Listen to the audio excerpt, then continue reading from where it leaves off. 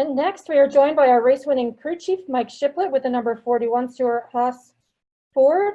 Mike, why don't you just take us quickly through what you saw atop the pit box there as Cole came down to take the checkered flag? You know, he went on the third groove up there and made some moves, got up to 6th from 12th. And we were talking about just getting everything ready to go. And so if you do that again, you got a real good shot at it. And it worked out great. Cole did an excellent job. Pit crew did a great job all day. The Haas Tooling Ford Mustang was good all day. You know, we played a little gamble to try to get some stage points there for the second stage. And then that caution coming out, it kind of put everybody in a little different position.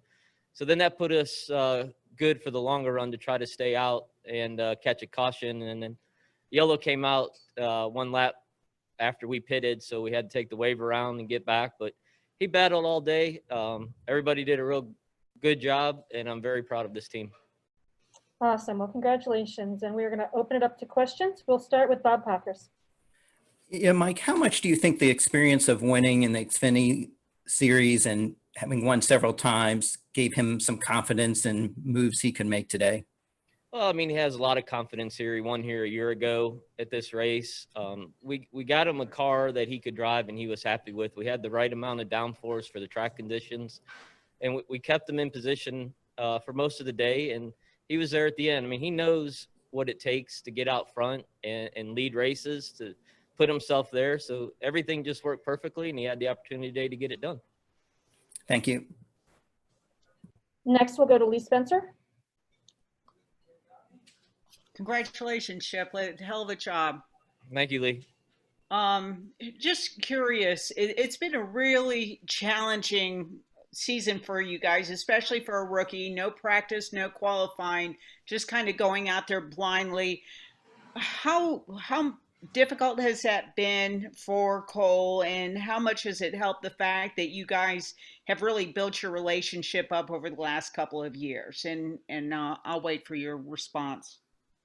I think it helped a lot with Davin, or my engineer, my lead engineer, and myself, with working with Cole and coming to the Cup side together, because we kind of knew what he needed at certain places. And our simulation program is really good. We spend a lot of time in the simulator with Cole. He does a lot of stuff for the whole team.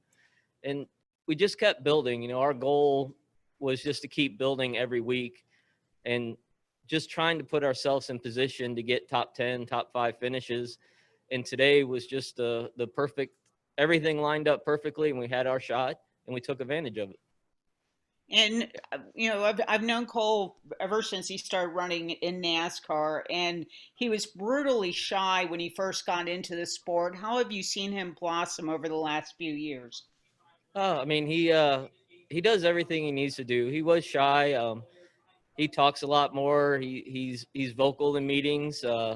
He tells us what we need in the car, you know, so everything is just moving along great, and we'll just keep moving forward.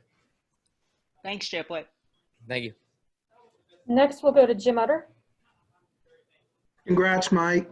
Thank The last 2 weeks, obviously, Cole has seemed to feel the most comfortable in the car and has gotten his 2 best career finishes, including today's win.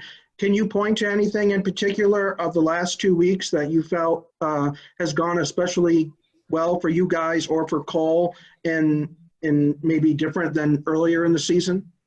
Well, I think earlier in the season, we were still trying to understand what he needed in these cars. With Pocono being, you know, back-to-back races, it gave us the opportunity to almost have a practice on Saturday, and then we made adjustments. We had a much better car on Sunday. It's just the way the yellows fell on that race. We should have been like a 10th to 12th place car in the second Pocono.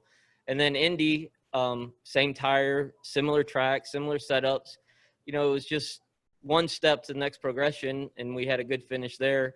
And with the mile and a halfs, you know, we went back to Charlotte.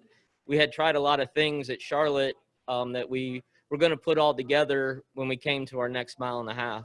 And this is the next mile and a half that we came to. So everything, we've been working on our downforce and what we need for the handling of the car, and we put it all together and we gave our best shot. And no open for you guys on Wednesday, straight to the All-Star race with the glowing lights. What will this mean? What does this opportunity mean for this team? I think it's a great for the 41 team, for all our sponsors. I mean, everybody puts in so much effort, and to know that we're already in the race, we're in the first round of the playoffs. Now we just got to try to get some bonus points and make it past the first round of the playoffs. Thank you very much. Next, we're going to go to Stephen Connolly.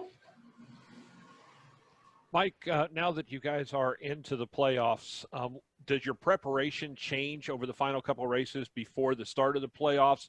Or are you guys, as you mentioned, kind of just going to be looking for the stage points? Or what do you guys do as far as the cars you're going to be testing? What's the plan? Well, I mean, obviously there's a lot we can do, and we'll have to sit down this week and make a plan on what we're going to do there. You know, we have Kansas coming up, Texas coming up. Both those are later in the playoffs. You know, our main concern will be the first three races in the playoffs. So we'll have to sit down and figure that out and see what we can learn. I don't think there's maybe Loudon we can learn a little bit for Richmond, and we have Bristol for the All-Star race. So, you know, there's a lot of good things, and we're moving forward, and I couldn't be more pleased right now. Thank you. And next, we'll go to Dustin Albina. Yeah, Mike, congrats on the win. Between trucks and Xfinity, you got 25 wins as a crew chief. For you personally, how much does it mean to finally get a victory in Cup after 138 starts? It means a lot. I spent a long time trying to get here, and we finally got here, and then that puts me at a win in every of the three major series, so I'm pretty proud of that. Thank you. And we're going to wrap up with Gavin with Speedway Media. All right, congrats on the win there. And when it came to coming into this race, I think a lot of people, I would say, slept on you guys. But what do you think clicked with this race car today that brought this car to victory lane? It's just he had a really good feel of the car. He was able to drive it deep down into the corner, and it was still able to turn.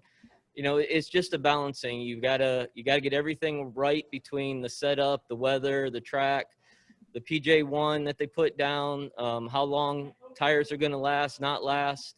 I mean, we put everything together, and we were there to make a challenge for it at the end, and it worked out. Thank you. All right, Mike. Well, congratulations on the win. Thanks for joining us, and have fun on Wednesday at Bristol. All right, thank you.